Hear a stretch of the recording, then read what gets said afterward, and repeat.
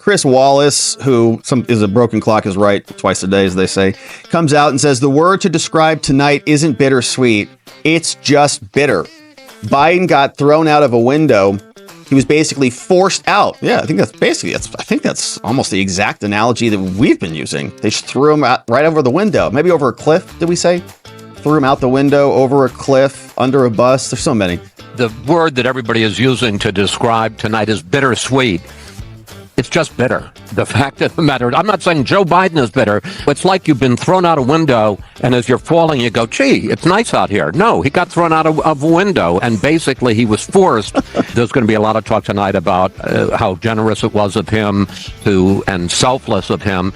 He was basically forced out by Nancy Pelosi and Barack Obama and Chuck Schumer and Hakeem Jeffries.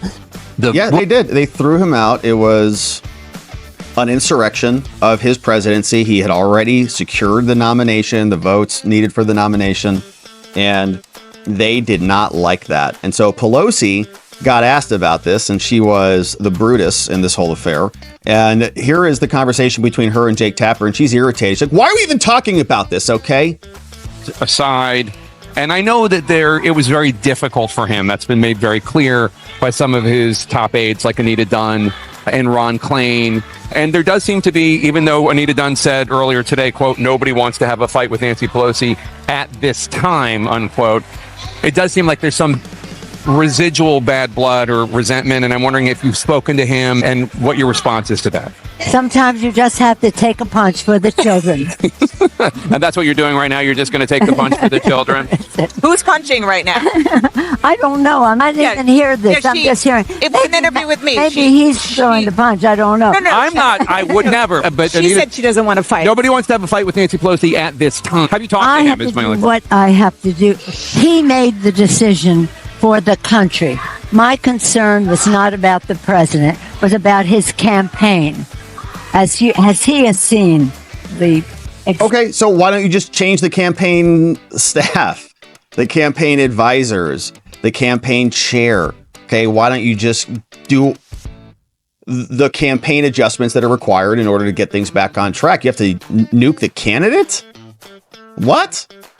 That's strange. Exuberance, the excitement that has come forth in our country. I just did an event for one of our members in Illinois, Eric Sorensen, today. Immediately, he got 1,100 volunteers into his campaign as soon as that announcement was made. Nobody is questioning the fact that the Democratic Party seems much better positioned right now than it did 4 weeks and 2 days ago. There's no question about that. Former Speaker Pelosi. So why are we even talking about it? They put it on my script and made me read it. They're holding they're holding my cat hostage. Speaker Pelosi, thank you so much. We're about to show you a video from the Democratic. Oh my gosh. They put it on my script and they're holding my cat hostage. I know it's like a joke. Gosh. All right. And then they all just yuck it up. Okay. All right. That's CNN programming for you there. All right. Now here is Booty. He came over and hopped on with Fox. And this guy, Lawrence Jones, laced back into him. He says, very strange. We were observing this yesterday. So that there was total cleanup, ultimately, of the protesters around the area where the DNC is being held in Chicago. And we jumped in on that segment. I think it was from Fox Live Now or NBC Live Now, whatever it was.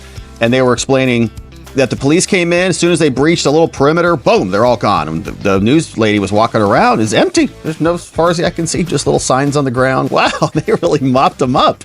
Not even playing around this year. What's going on? How come that happened? What happened to all this free speech stuff? Summer of love, peaceful protests, right to participate in American democracy. Yeah. Respect to you, Mr. Secretary, the people that are being killed in places all over the country, they look like me, they don't look like you.